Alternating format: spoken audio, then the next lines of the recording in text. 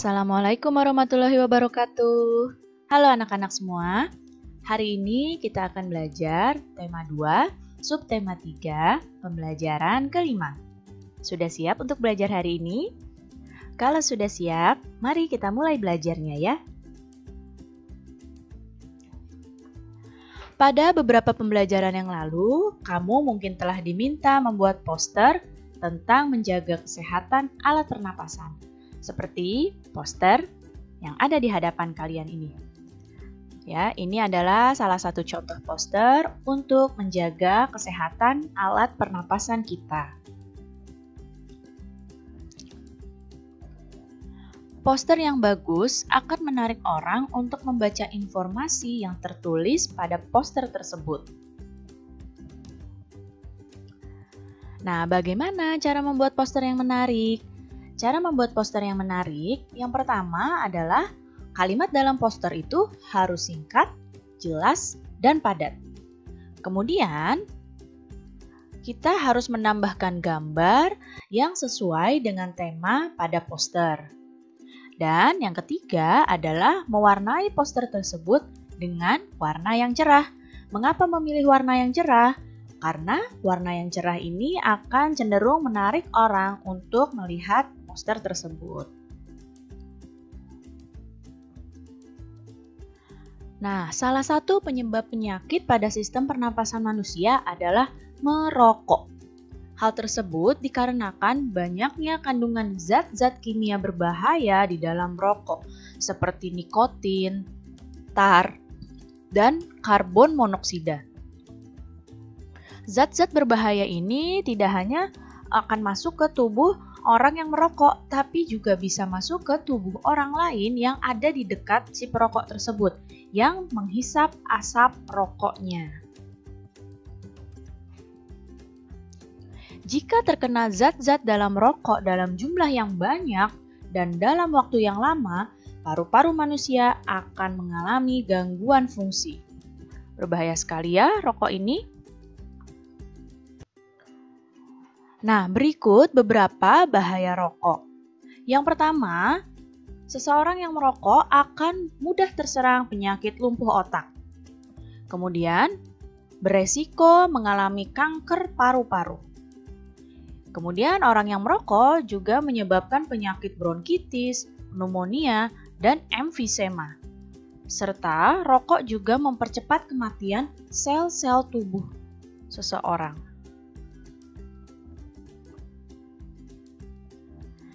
Nah, sekarang Ibu mau tanya, masih ingatkah kamu tentang cerita bergambar? Ya, cerita bergambar adalah cerita yang ditampilkan dengan menggunakan gambar. Sebelum membuat cerita bergambar, sebaiknya siapkan alat dan bahan yang akan digunakan. Contohnya, menyiapkan kertas atau buku gambar, menyiapkan pensil, penghapus, penggaris, serta alat untuk mewarnai. Alat mewarna ini bisa krayon, pensil warna, atau cat air.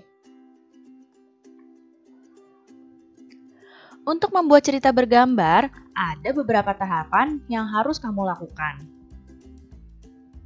Apa saja tahapannya? Tahapan membuat cerita bergambar yang pertama adalah menentukan dulu tema dari ilustrasi atau gambar yang akan dibuat. Tentukan dulu ya temanya apa supaya tidak bingung. Kemudian setelah itu menentukan objek yang akan digambar. Siapa tokohnya, bagaimana suasananya, bagaimana corak gambarnya, serta media apa yang akan kita gunakan. Selanjutnya, setelah menentukan dua hal ini, membuat sketsa gambar menggunakan pensil terlebih dahulu. Selanjutnya, tambahkan detail pada sketsa sehingga gambar akan tampak lebih sempurna. Jika diperlukan, kamu bisa menambahkan balon kata. Dan jika semuanya sudah, tebalkan sketsa dan warnai gambar menggunakan alat mewarnai yang kamu kuasai. Perhatikan kedua gambar yang ada di hadapan kalian. Ini adalah gambar yang pertama, dan ini adalah gambar yang kedua. Apa perbedaan yang paling mencolok dari kedua gambar ini?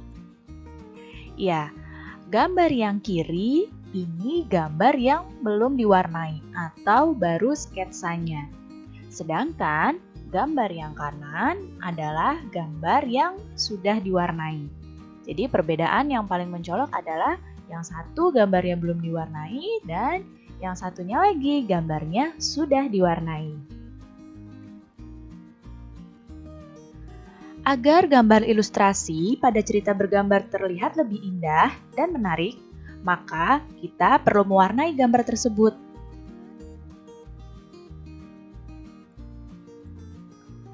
Teknik mewarnai gambar itu terbagi menjadi dua jenis. Ada teknik kering dan ada teknik basah. Kita akan bahas perbedaan kedua teknik ini. Yang pertama adalah teknik kering. Teknik kering ini biasanya alat mewarna yang digunakan adalah krayon dan pensil warna. Jadi jika kamu mewarnai dengan menggunakan krayon atau pensil warna, berarti kamu mewarnainya dengan menggunakan teknik kering.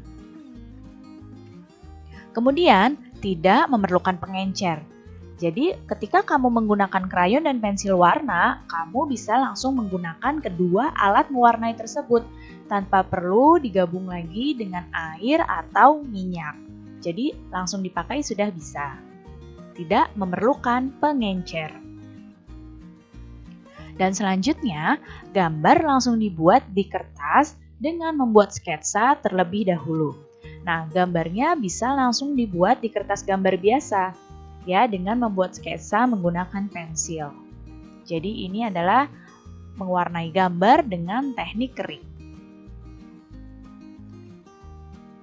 Nah, lihat di sini, teknik kering, alat mewarnainya yang digunakan adalah pensil warna dan krayon. Serta kertas yang digunakan bisa kertas biasa. Nah, ini adalah contoh mewarnai teknik kering menggunakan pensil warna. Ya, dan ini adalah teknik mewarnai kering dengan menggunakan krayon. Jadi, ketika kamu mewarnai menggunakan pensil warna dan krayon, berarti kamu mewarnai dengan teknik kering. Selanjutnya adalah teknik basah. Nah, kalau teknik basah itu mewarnainya menggunakan cat air atau cat minyak. Ya. Kemudian, dengan teknik basah itu membutuhkan pengencer. Biasanya pengencernya berupa air atau minyak. Untuk apa air atau minyak ini? Air itu digunakan untuk pengencer pada cat air. Sedangkan minyak digunakan pada pengencer untuk menggunakan cat minyak. Jadi harus pakai pengencer biar warnanya menjadi lebih bagus. Dan gambar yang dibuat pada kertas yang lebih tebal atau menggunakan kanvas. Di sini ketika menggunakan cat air, itu kertasnya harus lebih tebal dibanding kertas biasa. Karena di dalam cat air itu pewarnanya menggunakan ada kandungan airnya. Jadi jika menggunakan kertas biasa, mungkin kertasnya akan cepat basah. Makanya dibutuhkan kertas yang lebih tebal. Sedangkan pada cat minyak, biasanya menggambarnya menggunakan kanvas. Nah, perhatikan di sini dengan menggunakan teknik basah, ini biasanya ketika menggunakan teknik basah, kamu akan membutuhkan palet. Ya, jadi palet ini adalah tempat untuk menaruh cat airnya yang dicampur dengan air atau cat minyak yang dicampur dengan minyak. Jadi kamu akan membutuhkan palet. Kemudian alat mewarnainya menggunakan kuas. Ya, jadi alat mewarnainya ini kuas dengan cat air atau cat minyak. Kertasnya juga kertas yang lebih tebal atau menggunakan kanvas. Nah, ini adalah contoh pewarnaan teknik basah menggunakan cat air. Nah, seperti ini ya. Dan ini adalah contoh pewarnaan teknik basah menggunakan cat minyak. Nah, ini pada kanvas nih cat minyaknya ya.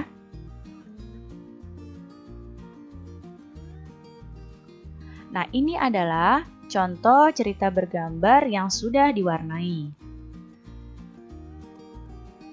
Nah, di sini ada cerita bergambar dengan judul Akibat Tidak Bekerja Sama. Di sini ada anak yang bernama Jaka dan Rudi diberi gambar yang harus diwarnai bersama. Mereka mulai mewarnai, tapi Rudi masih saja bermain. Ketika teman-teman lain sudah selesai mewarnai, mereka berdua belum selesai. Dan akhirnya Rudi minta maaf pada Jaka dan akhirnya mereka menyelesaikan gambarnya. Nah, perhatikan di sini ada berapa panel? Ya, ada 4 panel gambar. Nah, di sini gambarnya terlihat lebih menarik karena sudah diwarnai.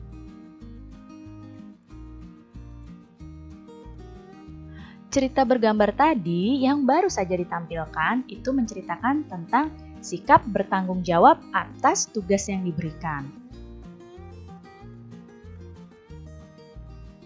Segala tingkah laku serta perbuatan yang kita lakukan harus dipertanggungjawabkan. Tanggung jawab sendiri merupakan perwujudan kesadaran dalam melaksanakan kewajiban. Nah, di mana saja sih pelaksanaan tanggung jawab itu bisa kita lakukan? Kita harus melakukan tanggung jawab itu, melaksanakan tanggung jawab dimanapun kita berada, baik di rumah, di sekolah, maupun di masyarakat. Jadi dimanapun kita berada, kita harus melaksanakan kewajiban kita dengan penuh tanggung jawab. Nah, perhatikan di sini, ini adalah contoh tanggung jawab di rumah. Yang pertama, contoh tanggung jawab di rumah adalah membantu pekerjaan rumah orang tua. Kemudian, ikut menjaga kebersihan dan kerapian rumah. Dan contoh tanggung jawab di rumah adalah melaksanakan aturan yang telah dibuat di rumah dengan baik. Nah, ini ada contohnya ya. Di sini ada keluarga yang sedang bekerja sama dengan tanggung jawab untuk membersihkan rumah. Dan di sini ada anak yang gambar yang kedua, mereka membantu ibunya memasak. Ini adalah contoh tanggung jawab di rumah. Kemudian, contoh tanggung jawab di sekolah. Yang pertama, contoh tanggung jawab di sekolah adalah ikut menjaga kebersihan lingkungan sekolah. Kemudian, ikut membantu menciptakan suasana belajar yang nyaman dan melaksanakan semua peraturan di sekolah dengan baik. Nah, ini contohnya ya. Membersihkan ruangan kelas bersama-sama dan menjaga kebersihan lingkungan sekolah.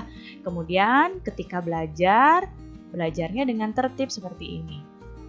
Nanti ketika sudah belajar normal lagi di sekolah, kamu harus melaksanakan tanggung jawab ini di sekolah ya.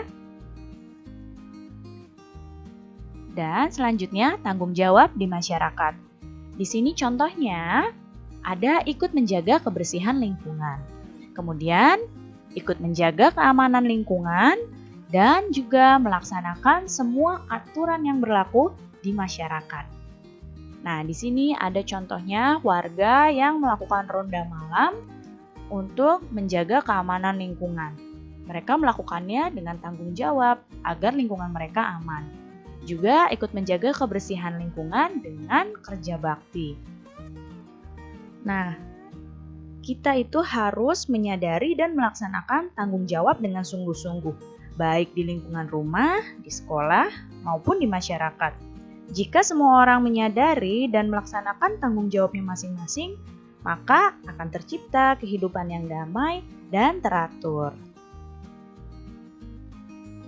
Baik anak-anak, cukup sekian ya penjelasan Ibu kali ini. Mudah-mudahan kalian dapat paham dan mengerti.